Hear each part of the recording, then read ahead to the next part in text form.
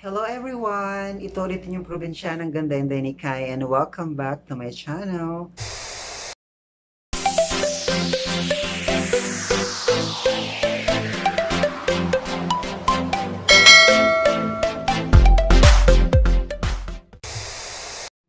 So for today's video ay magkukulot po tayo ng hair. So matagal-tagal ko na rin hindi nakukulot yung hair ko. Pero hindi po tayo gagamit ng curling iron. So ito po ay no heat curl or no heat curling. Ganon. So ano bang gagamitin natin for no heat curl? So simple lang.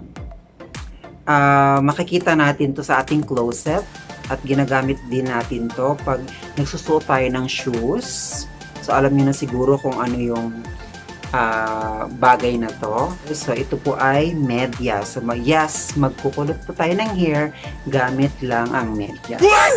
So bago pala tayo magkulot, so kailangan mo na yung hair natin ay medyo moist. So kanina medyo binasa-basa ko na ng konti yung buhok ko. Hindi naman masyadong yung parang nagmo-moist lang siya para maganda talaga yung effect. So kagaya na sinabi ko, gagamit tayo ng medyas. So marami ako ditong medyas na hindi ko na masyadong nagagamit kasi hindi naman ako lumalabas. I am currently working at home, so bahay lang ako lagi. So yung mga medyas ko matagal na na-stock sa akin closet. Ayan. So, marami ako ditong medyas. Pwede rin kayong gumamit ng stocking at any length. So, ayan. So, meron ako ditong 3 pairs of socks. Actually, parang stocking na rin siya. Stocking like socks. Ayan. So, tuturo natin sa inyo. So, para mag-effect to ng bonggang-bongga, kagaya nga na sinabi ko sa inyo, kailangan moist yung buhok nyo. Kailangan basa ng konti. So, ituturo ko na sa inyo kung paano gawin. So, pisahan muna natin dito. Kuha tayo dito muna ng konti. Ngayon, kung gusto nyo ng medyo makapal yung curl, hindi siya yung pino, yung curl na curl talaga, pwede nyong lakihan. Lakihan nyo ng portion. Pero kung gusto nyo naman yung maliliit na kulot, liitan nyo lang yung portion and then kailangan marami kayong medyas. So ako kasi gusto ko ng yung ano lang, yung natural lang yung kulot, nilalakihan ko siya. So manipis lang din naman yung buhok. So ilan ba yung aking, so I have 3 pairs, so 6 na piraso sa. So kailangan mapagkasya ko yung 6. So 1, 2, 3, 4, 5, 6. So tatlo lang dapat dito. Ayan. So, dito muna. Ayan. So, okay na siguro to. Ayan, medyo basa pa siya ng konti. Ayan. So, pag nakuha nyo na yung portion ng hair na gusto nyong i-curl, yung volume niya.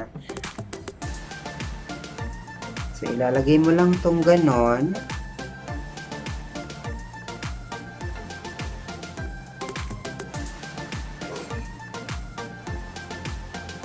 Tapos,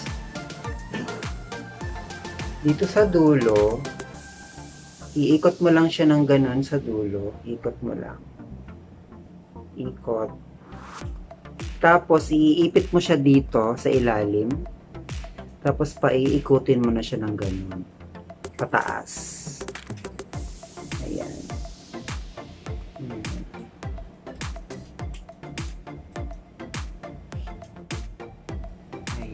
So, pag na-reach mo na yung top, saka mo siya tataliin ng ganyan.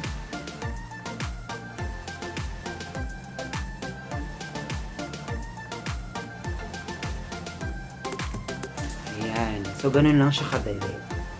Left side mo na lahat para so, dahil 6 lang yung medyas na gagamitin ko, so, 3 sa left side, 3 din sa right side. Ayan. Sa likod ako para makita nyo. So, ganun ulit. Ikot lang sa ilalim. And then, ipit nyo lang dun sa dulo. At saka nyo siya ikutin.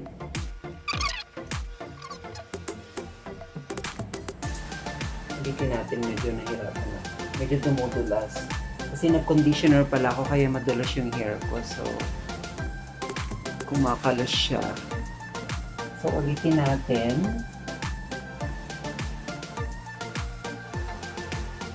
And maganda itong gawin, lalo na pag wala kayong pambili ng curling iron. So, tipid na sa kuryente. Siguro naman, lahat naman tayo may medyas. So, hindi na kayo mahihirapan maghanap ng medyas. Kahit anong medyas pwede nyo gamitin. Medyas ng tatay nyo, ng nanay nyo, ng kapatid nyo, kahit anong medyas. Huwag lang yung gamit kailangan bagong laba kasi baka mga may paa naman yung buhok mo.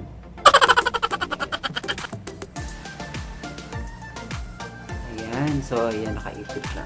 Tapos pinaka-last natin sa left side. Ganun ulit.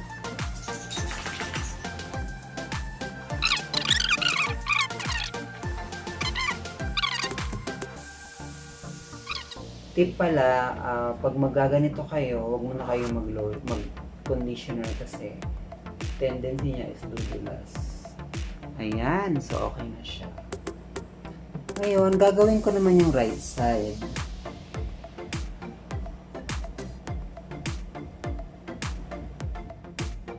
A few moments later. So, itutulog ko lang siya. So, bukas, check natin kung anong eksena. So, hindi naman ako mahirapang matulog kasi medyas lang naman siya. Malambot naman.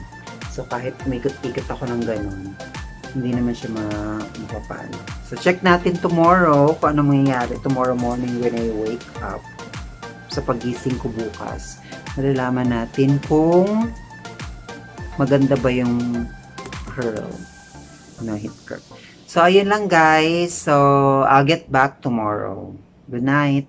One eternity later. Hi everyone. Good morning. Ayan, kagigising ko lang. It's 8 o'clock in the morning na.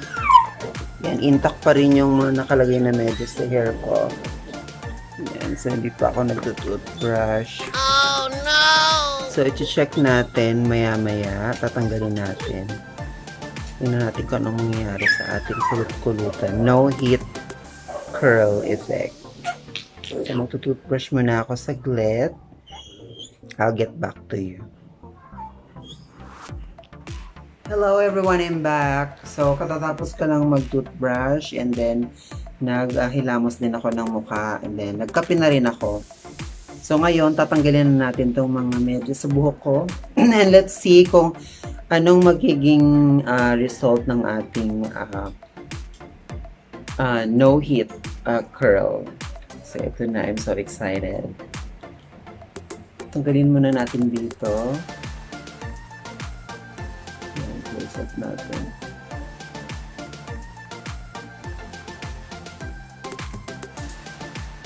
Ayan.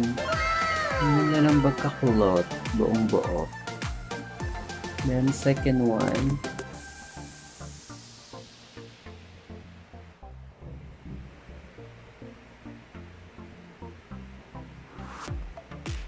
Ayan. Yan ang lalaki ng curl niya. Very natural. And then the third one is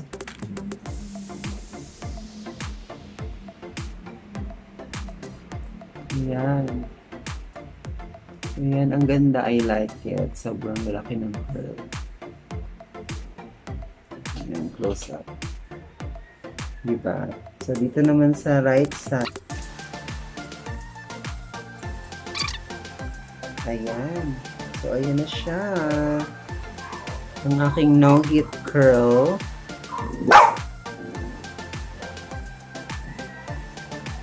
Diba, napaka-natural lang. So, lagyan natin siya ng spoon para tumagal siya ng konti.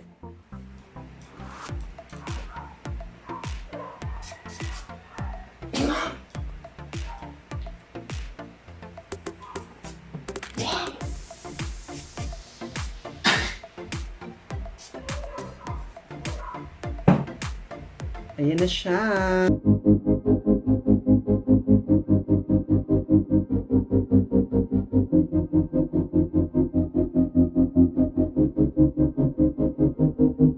Napakalaki ng curl niya.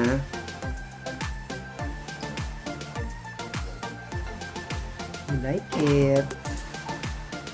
So, pwede nyo na rin itry ito. So, kung marami kayong medyas dyan, try nyo na rin. Pwede rin siya sa mga events. Kaso ngayong pandemic, wala mo na mga event.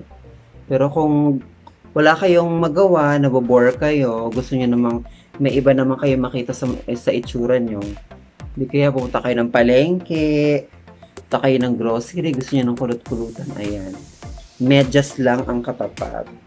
At pwede na kayo magkulot-kulutan.